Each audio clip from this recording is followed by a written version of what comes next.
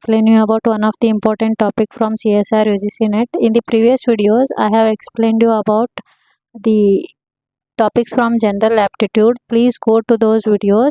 So like calendar problems, clock problems, series formation and many more. So in this video, I am going to explain you about another important topic, that is simple or compound interest, profit or loss. So simple interest,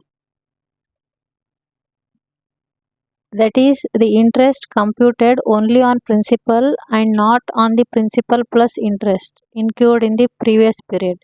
It is called simple interest. So interest formula is given by PTR by 100. P is the principal amount, R is the rate of percentage, T is the time period, and the total amount for the simple interest is principal amount plus interest. And the formula for the total amount is P into 1 plus RT by 100. So compound interest, it is the interest added to the principal amount, principal of a deposit or loan. So this addition of interest to the principal is called compounding. So the total amount for compound interest is given by P into 1 plus R by 100 to the power n. So the interest we can calculate by subtracting total amount minus P, principal amount, and we can also calculate the formula here, P into 1 plus R divided by 100 to the power n minus 1. So it can be calculated for half yearly, quarterly or annually, even daily. So profit and loss. So before that we should know cost price. Cost price is the price at which the article is purchased. So sale price, the article is sold at some price, so that is called sale price. Marked price, that is MRP, maximum retail price. Price marked by seller or manufacturer, that is what we call marked price. So profit or gain, if sale price is greater than cost price, then we call that as seller is said to have profit. Sale price must be greater than cost price. So loss, if cost price is greater than sale price, then we call that seller is said to have loss. Important formula, profit or loss, profit or gain is equal to selling price minus cost price. Loss is equal to selling price minus CS, means cost price minus selling price. So profit percentage or gain percent is given by selling price minus cost price divided by selling price into 100, or gain by selling price into 100. So loss percentage, cost price minus selling price divided by cost price into 100, that is loss by cost price into 100. So these formulas are helpful to solve any of the problem. Let us solve previous year questions from CSIR-UGC NET. So the first question, if you get 20% return on your investment annually, but also pay 20% gain, at the end of 5 years, net gain made by you as a percentage of the capital is approximately. Here are the 4 options. Let us solve here. So let us consider rupees 100 be the invested money. So 20% return means you are going to gain for the 1 year rupees 20. So you are paying 20% tax on that gain. So net gain for 1 year, if you calculate, that is 20 into 100 minus 20 by 100. That is you are going to get here 20 into 80 by 100, 16 rupees. So net gain after 5 years, that is you can use the formula for simple interest, PTR by 100. P is equal to 100, TR is equal to 16, rate of percentage. So for 5 years you have to calculate 5 divided by 100. You will get 80 rupees. So the net gain after 5 years is how much? 80. Option C is correct. This is the question for 2014. So the next question, a merchant buys equal number of shirts and trousers and pays rupees 38,000 if the cost of 3 shirts is rupees 800 and that of the trousers is 1000. Then how many shirts were brought? So let us take x be the number of shirts and x itself be the number of trousers also. So cost of 3 shirts they have given in the question 800 rupees and for one shirt how much? 800 by 3. So cost of one trouser they have given 1000 rupees. So total cost including trousers and shirts is how much? 38,000. So you can add up here 800 by 3x plus 1000x is equal to what? 38,000. So if you do the calculation you will get x equal to 30. So that is what the number of shirts he has brought. Option B is correct.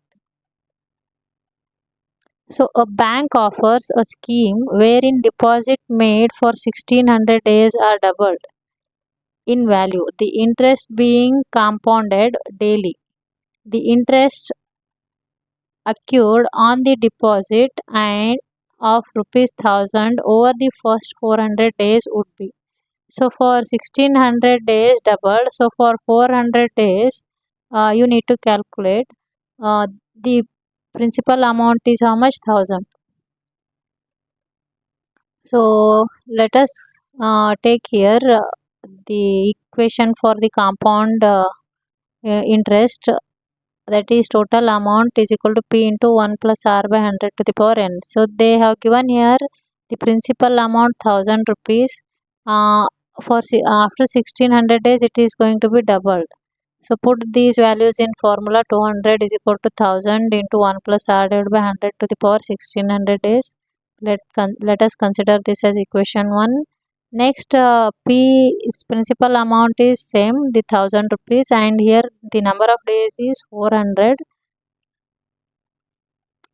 So x we don't know, so let x be the amount, total amount. X is equal to 1000 into 1 plus R divided by 100 to the power 400. So make it the fourth power. So it will become x to the power 4, 1000 to the power 4, 1 plus R divided by 100 to the power 1600. So equate to 1 and 2.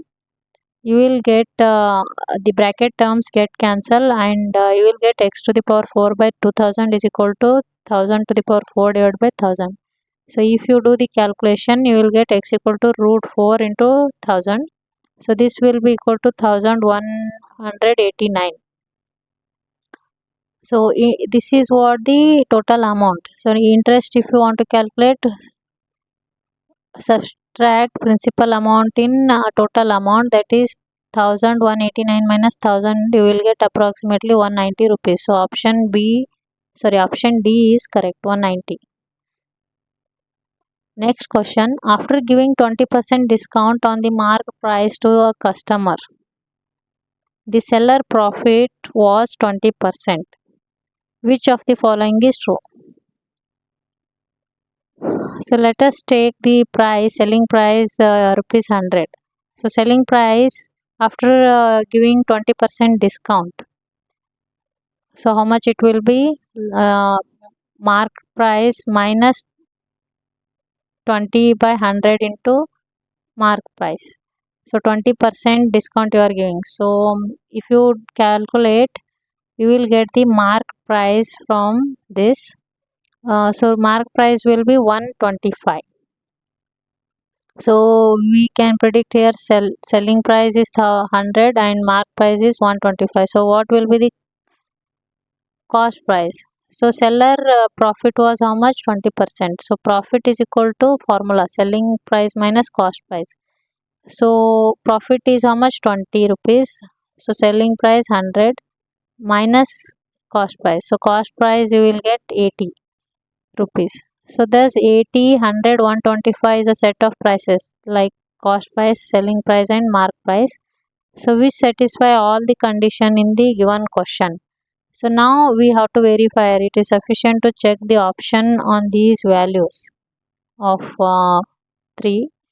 So if we take this ratio, that is 100 less than 1, average of 125 plus 80.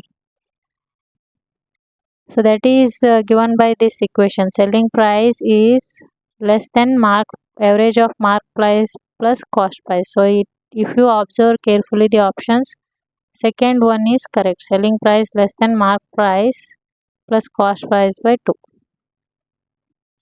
So the next question, a student buys a book from an online shop at 20% discount, and his friend buys another copy of the same book in a book fair for rupees 192, paying how much? 20% less than his friend. So what is the full price of the book? So options has been given. Let us take X be the what price of the book. So student got 20% discount at online shop. So price at online shop we can predict here X minus 20%, that is 20 by 100 into X. So you will get 80 by 100 into X, that is 4 by X. 4 by 5 into X is what price at online shop. So same book he purchased at book fair, his friend rupees 192, and 20% less than the online price. So price at book fair is equal to what? Online price minus 20% less than, that means 20 by 100 into online price. So 192 is equal to 4 by 5 into X minus 20 by 100 into 4 by 5x. If you do the calculation, so X is equal to what? 300. So this is what the price of the book. Full price of the book is rupees 300. Option B is correct. So like that you should try to solve the questions on simple or compound interest, profit or loss. So I hope this video is helpful. Please do subscribe my channel. Thank you for watching.